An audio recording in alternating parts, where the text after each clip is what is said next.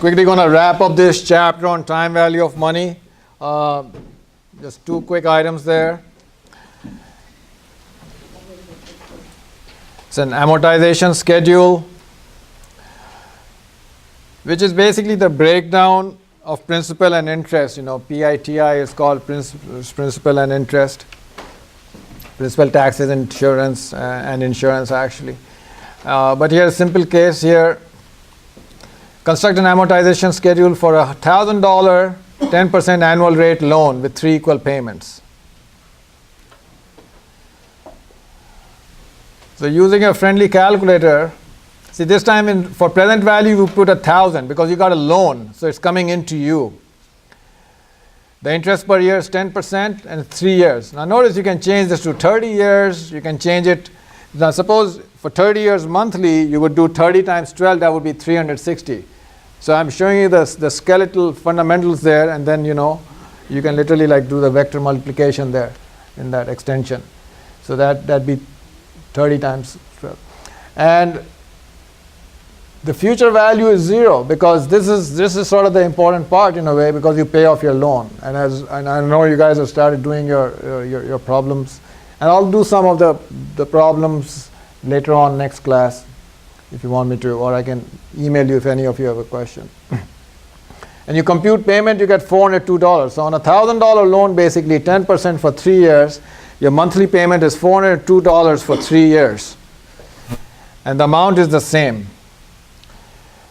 But this is what the amortization schedule is. Your payment is $402, but we're going to break it down into interest of $100 in the first year, and your principal payment is $302. In your second year, the interest is down to $70. Your principal payment is $332 only. And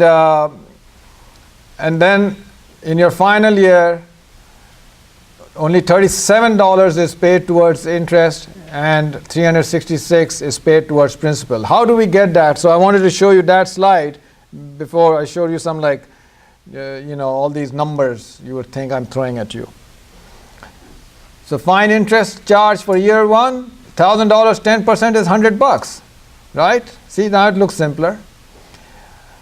But we calculated your mortgage was $402, but 100 was interest. So how much was paid towards the loan? The principal was $302. So now, what do you owe? You don't owe 1,000 anymore. You owe 697, which is minus 302. So you should pay interest only on that, right? So 10% of 697 is going to be around $69.70, which is right here. So then you can go through this here. So 1,000, and then what is balance is remaining is 698. See, it's not 1,000 minus 402. So there's little differences there. It's minus 302 because 100 was eaten up by the interest. Now on 692 is what your calculation is. You're still making a payment of 402, and this 70 is basically 69.8. I should make it 69.8. It throws me off actually. Save it.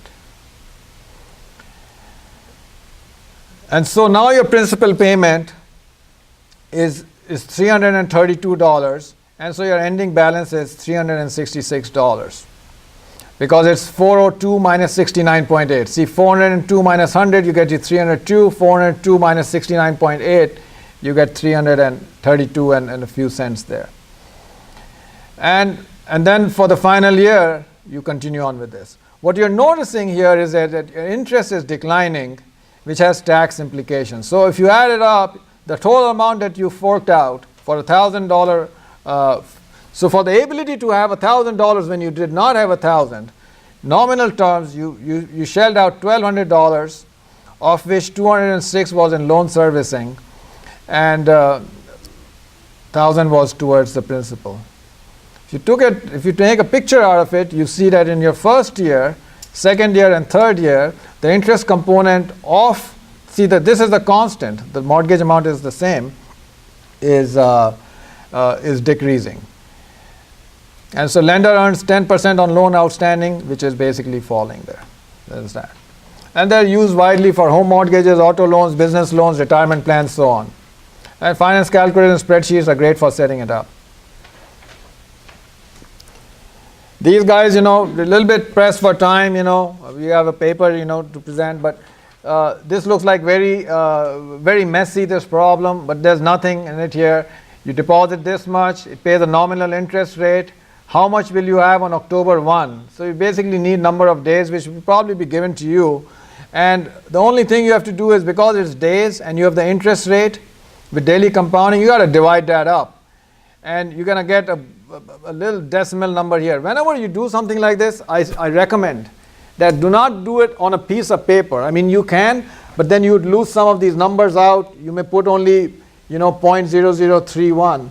Is do 11.33 divided by 365, you get this, and then you hit the IY button right there. So it'll store in all the numbers, even though you're seeing only 3 decimals, but it'll store all the numbers, because in this case, the 5th, 6th decimal is important. And of course, there's a timeline. You can look at it, but here N is 273. Your $100 is your deposit, no payments, and your interest per period. That's what I was saying, is just do 11.33 divided by 365 and then hit IY, and you're going to get a future value of $108.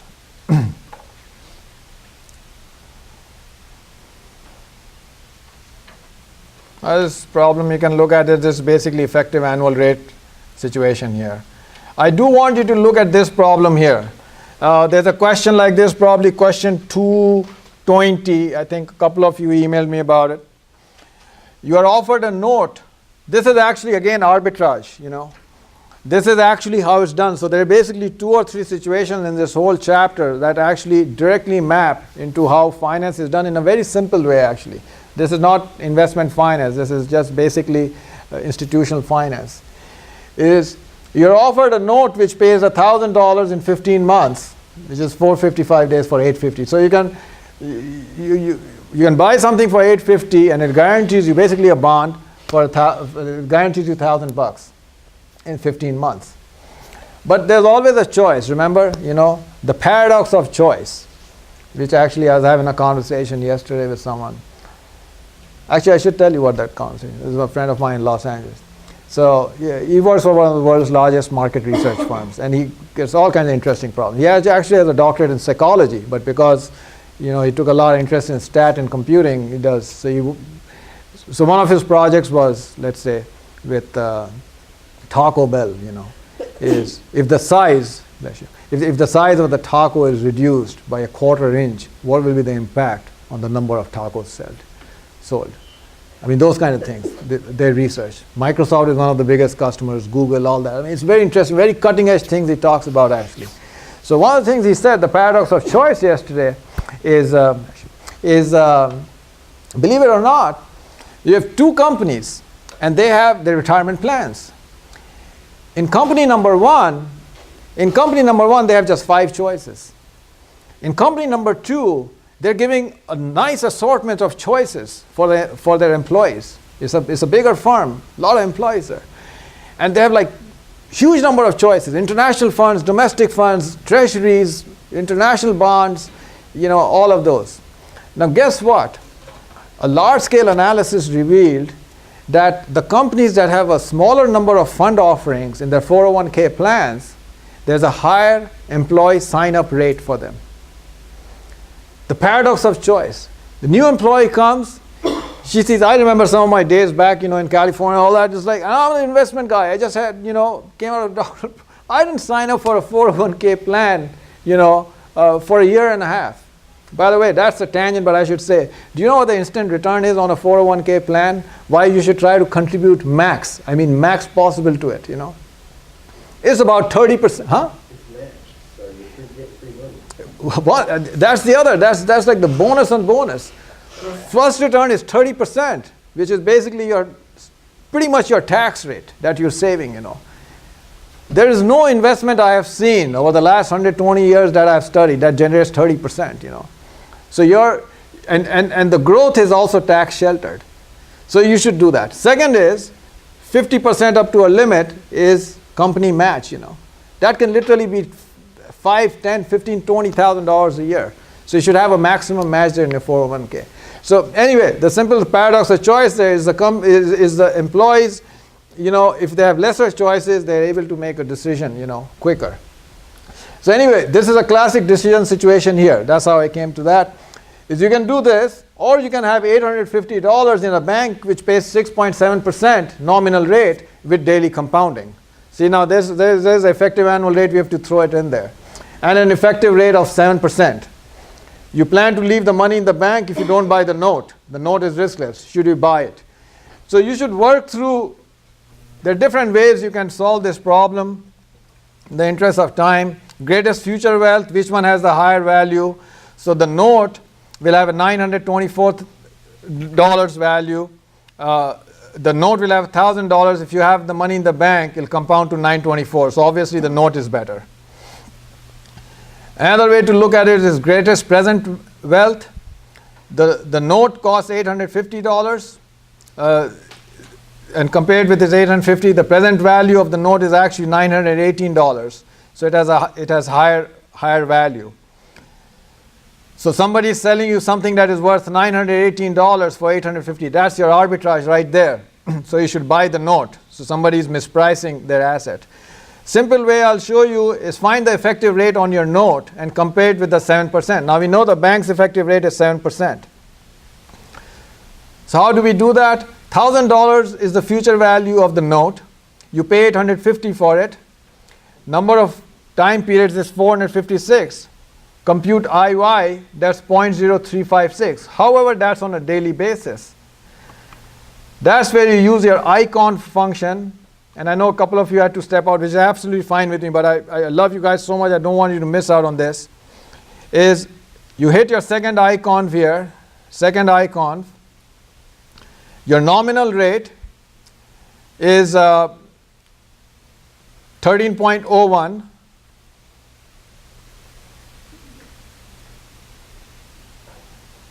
Hit enter.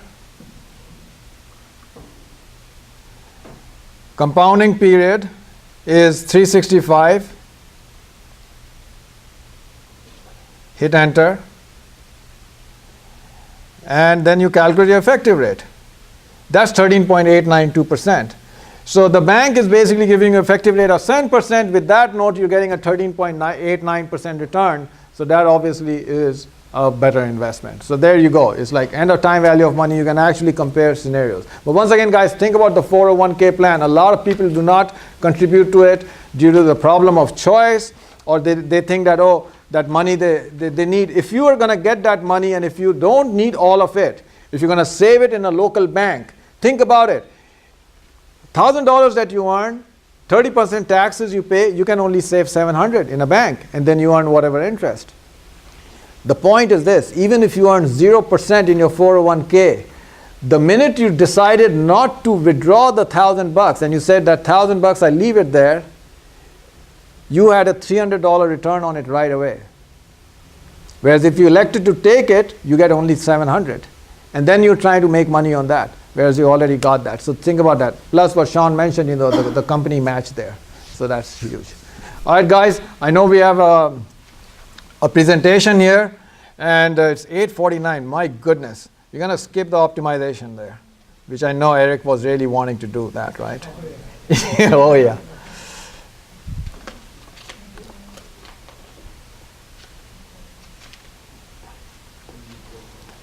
Eric and you guys just come on over here.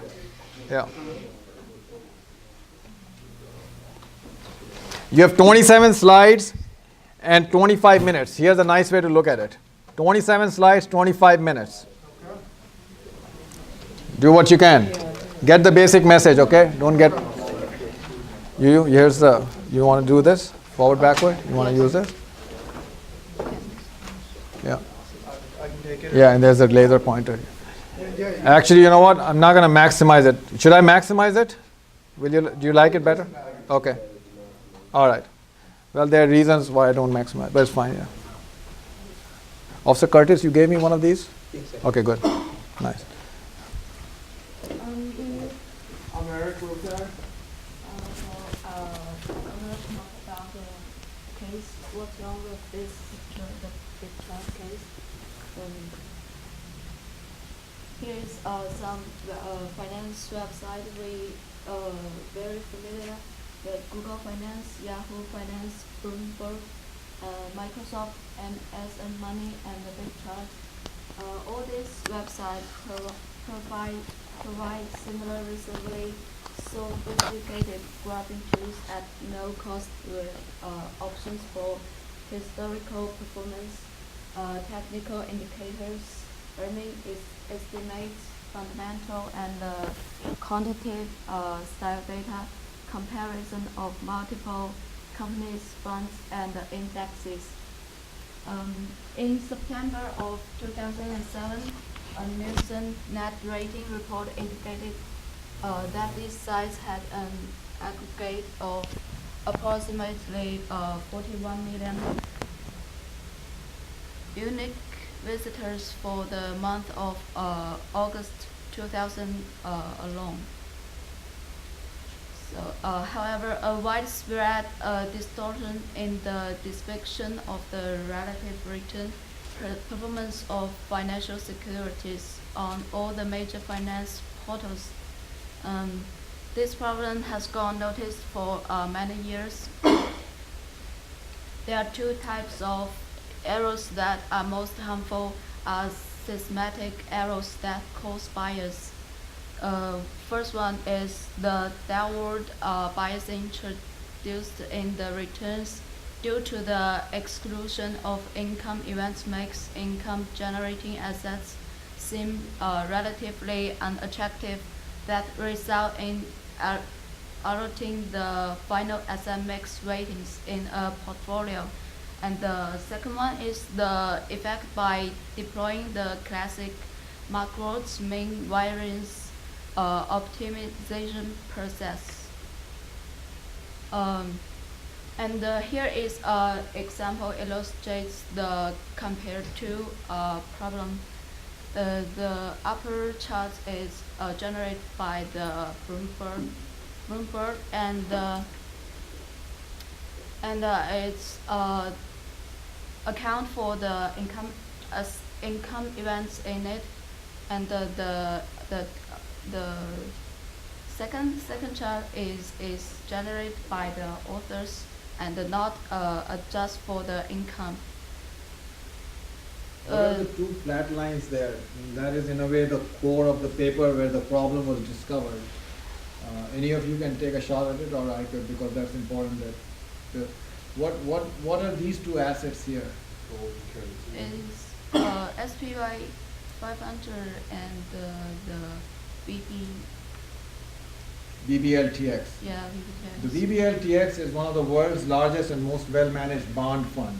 Obviously bonds, they have a periodic payment of interest, which is all clumped under dividends here. And this ICPHX is a Templeton currency fund, where you invest in currencies. So obviously, I looked at two asset classes that are not equities. And this is Bloomberg, so we're not talking about just any old website, right?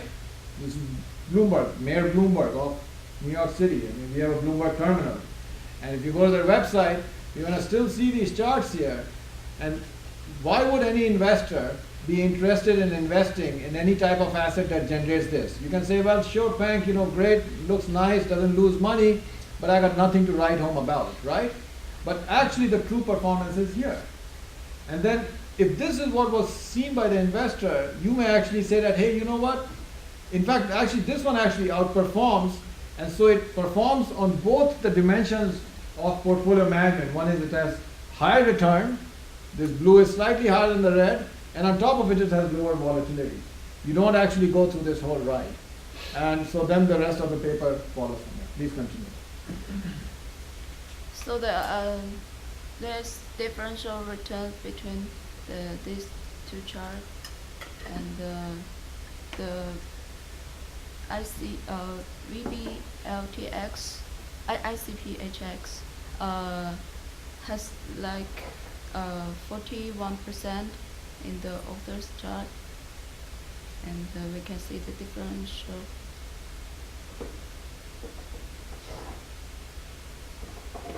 So we notice that the return disparity has significantly diminished In fact, now the ICPHX is now the best performing asset, up 41%.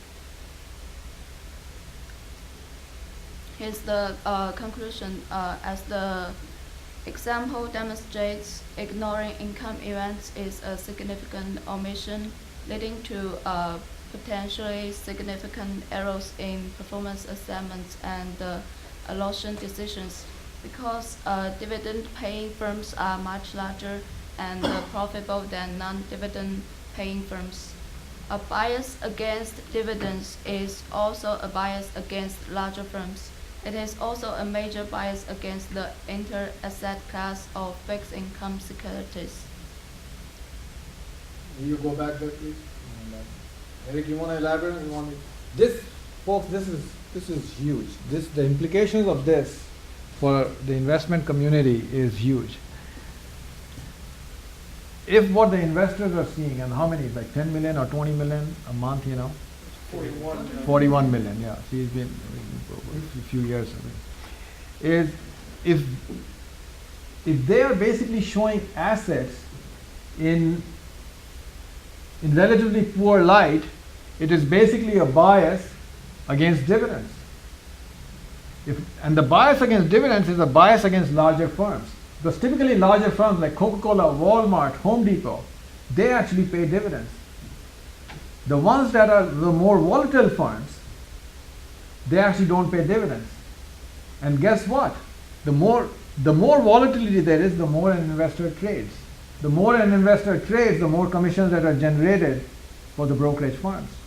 So the brokerage firms sort of deep inside, it will never be acknowledged, never be written on a piece of paper, but they want investors to trade more. Otherwise, why would they set up all these nice applications and websites and give you free apps for, firms that are, because we've been recorded, don't even want to mention them.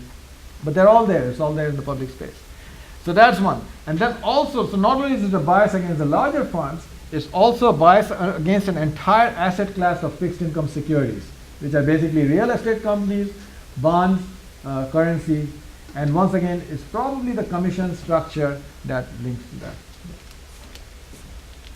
Do dividends and interest matter? Yes, dividends can represent a large portion of an investment's overall return. Here, give us an example. $1 invested in the S&P 500 in 1926 would be worth around 2,260 now, including reinvested dividends. By take away the dividends, and that same dollar would have grown to just $90. Dividend-paying stocks outperform non-dividend-paying stocks, not including the interest payments associated with the security, severely reduce the associated total return. The exclusion of dividends and interest in the return-generating mechanism leads to a downward bias, and the use of such returns to rank securities would be essentially meaningless from a total return perspective.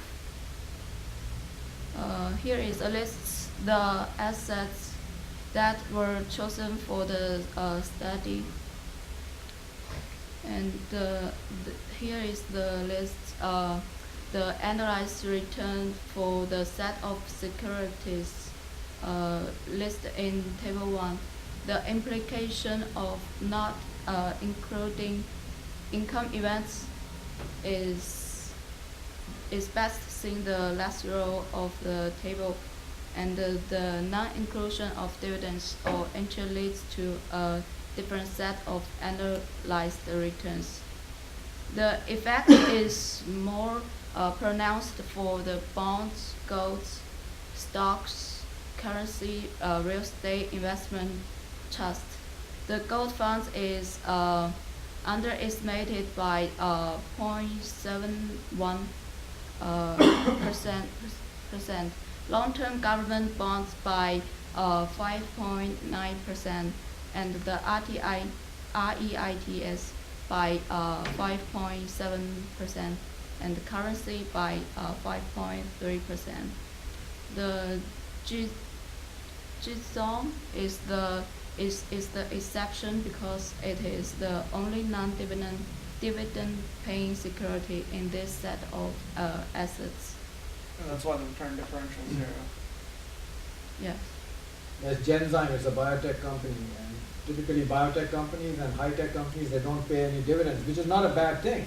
It's basically the investors are saying to these companies that whatever is your net residual income, plow it back into your company because you guys have some good ideas and good people there, and we want you to grow. You can grow faster than what we can put that money to use for. So we don't want the dividends actually. So in that case, you see this 15.3% with income or without income because there's basically no income. Yeah. So here the chart is what the user will see on the advanced chart option on Bigchart. It includes the percent compare sub-panel plots the relative return differential between the security plotted. And even today you can see that. That's why I call it Bigcharts, because Bigcharts was one of the original websites that was producing high quality charts. I used to email back and forth with the chief technology officer back in 98, 99.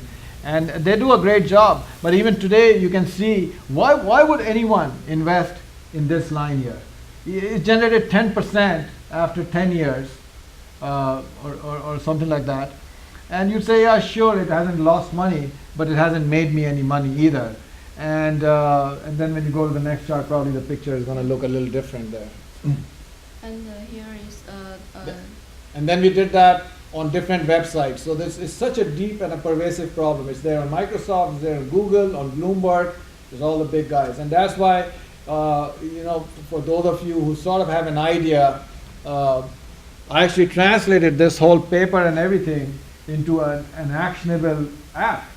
But my accountant advised me that I should have a company, an LLC there, because I could hear from any one of them and it would be very problematic, So well, actually when I was doing this, it was pretty stressful because these are the big names. These are really some of the biggest companies in the world today, actually. And you have like David versus Goliath in a certain way. But I'm plugging away, yeah.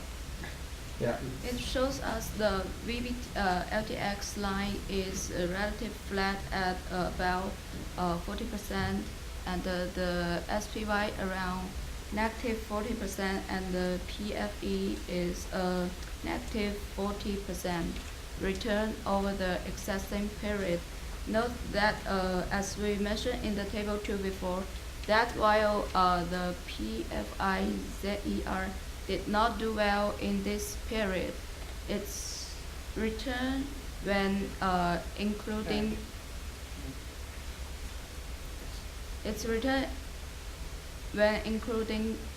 income events was not quite as bad as it appears.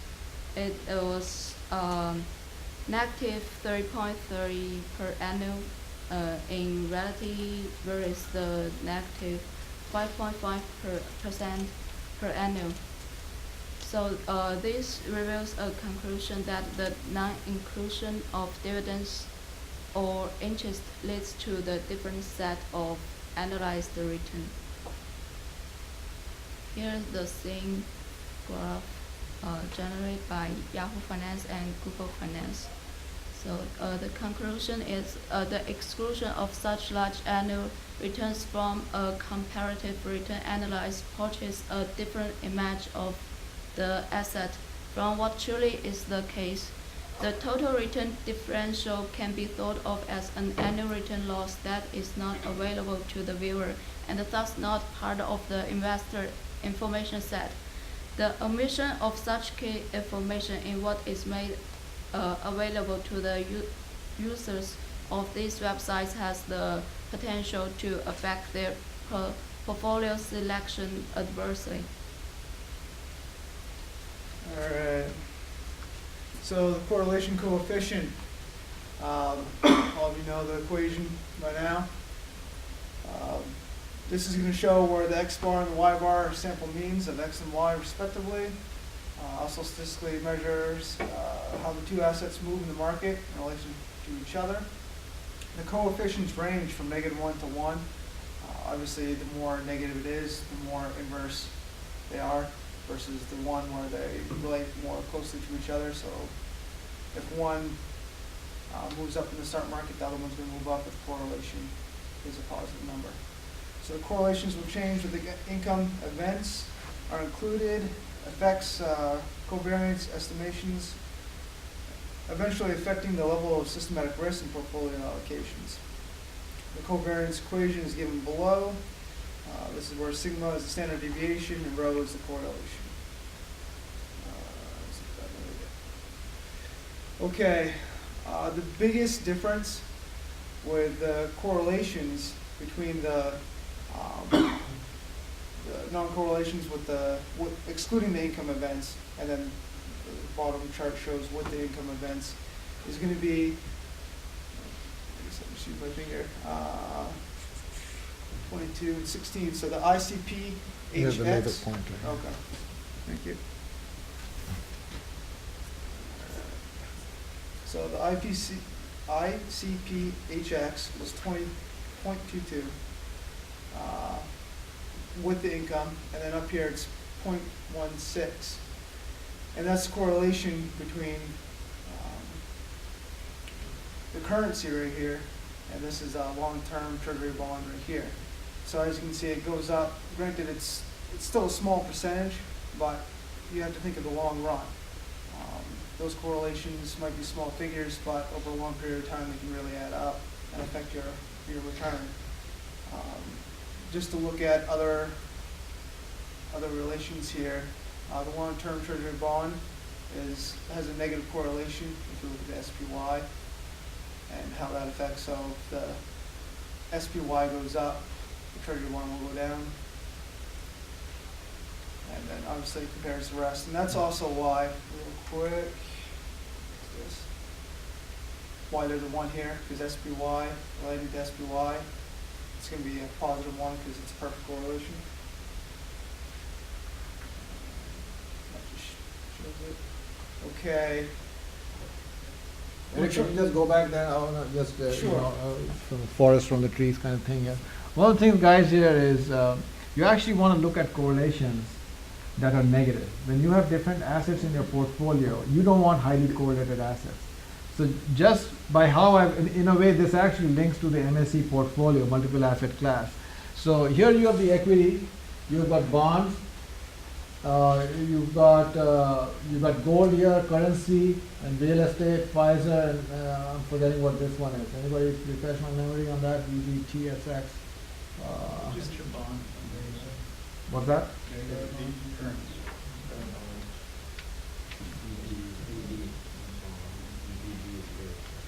Okay, no, I know what this is. This is international. Just so I can look at the correlation here. Thank you very much, Heather. Is you see actually that the correlations are actually low. A knife portfolio of an investor, let's say somebody works at GM, they're going to have, Delphi Auto in there, Ford, a few other auto companies, some aeronautical companies, and they'll all have correlations in excess of 0.8, 0.9. So when you have lower correlation, in fact negative correlations, they're like shock absorbers. So that's one thing that you want to have in your portfolio. And in this particular case, so that was a little bit related to the allocation that will come up next. But the implication of the correlation drift for with without income is not, frankly speaking, directly that it impacts the return, but if there's a change in the correlation structure, it impacts your allocation to that asset class. Because if you have higher correlation between two asset classes, and that's an incorrect correlation, your optimizer will allocate less assets to that asset class because it tries to find assets that have lower correlations. So that is actually one of the reasons why. And 5 more minutes, so let's get to the core message there after. Okay. The optimization portion of this, I'll try to talk quickly and explain it well, but basically it was clear as mud to me. The goal is to simulate the various mean variance frontier portfolios. Assumption, investors creating efficient portfolio by utilizing the Markow's market. Upwards, mean, variance. You know, this is an official topic in chapter 5 we do, and that's what Okay. I also say. It's okay, I can also handle this, there's no problems, you know. If it's clear as mud to you, then, you know, we don't want to throw mud on the class here. Okay. You damage my students there, you know, in their nice shirts. See, this is also, you know, in the lecture format, but we can't have perfect congruence there, and lecture format, you know, you discuss the basic principles. Cases is actually how it's done. And so you'll actually see when you do chapter 5 that you're doing optimization, it'll make some sense to you, and here's applied. Harry Markowitz got a Nobel Prize. Basically, he created a computational process by which you had an objective. In this case, the objective can either be to minimize your variance, which is your risk, or maximize your return. So it comes from the saddle point theorem. If you think of a saddle on a horse, that's a classic min-max situation, which gets very tricky. So suppose the horse is here in this plane. This is the highest point. But in this plane, with the saddle like this is the minimum point where the rider settles down. So that particular point is simultaneously min and max. So what weights? The objective of whole optimization is, suppose you got 5 assets. Should you have 80% in one and 20% spread on the other 4? Or what percentage you should mix? So you got major problems here, the same paradox of choice. First is you have to choose your assets.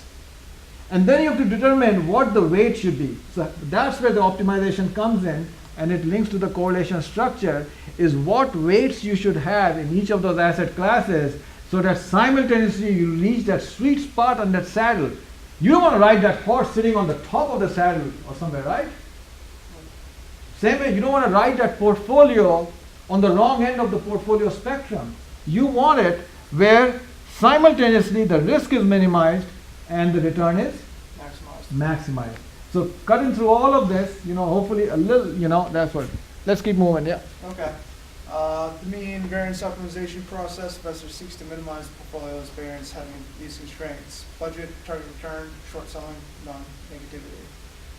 All right. This is the optimization. I just explained this, so you can move on to the next Okay. slide. See, you're minimizing the risk. You're minimizing the risk subject to a certain return.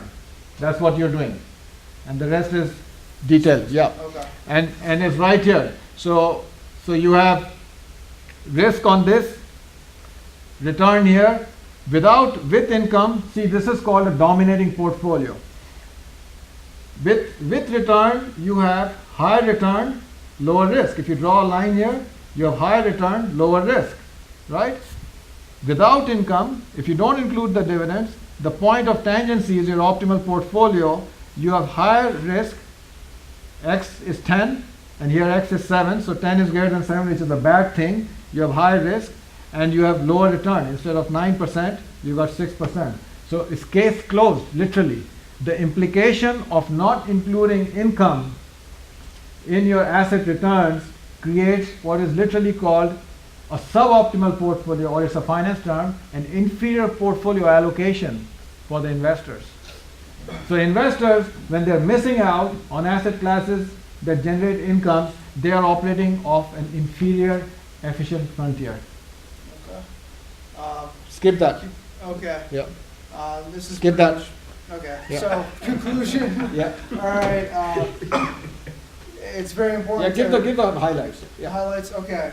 So those top 5 websites, very, very helpful websites. They can give you a lot of the useful information, but just like anything else on the web, you got to know what you're looking at, and you got to make sure that the numbers are correct, because 41 million people go into those websites and getting the wrong information, and if they're creating portfolios, that can drastically change how they allocate their assets and what their actual return will be, and they can actually increase their risk for a lower return. And it literally has created a term, as introduced in the paper, an optical illusion. In fact, it's been only in the last 2-3 years, but people are always late to the train. In the last 2-3 years, there's been talk about the value of investing in alternate asset classes like bonds and all that. But you have entire generations of investors who literally think of B for bonds, B for boring. and they want exciting stocks, but we had the last decade of equity investing in the US and even Western Europe, 2000 to 2011, 2012, and but there was a bull market simultaneously in some of these other assets that was going on. So you have to look at that. And I would have shown you some other things, but you guys can go to a website where I have pictures of this. It's my website, correctcharts.com. You can check out, a lot of research that has actually gone from this research state into engineering things, and you can look at the pictures. So, very good. Thanks. Thank you.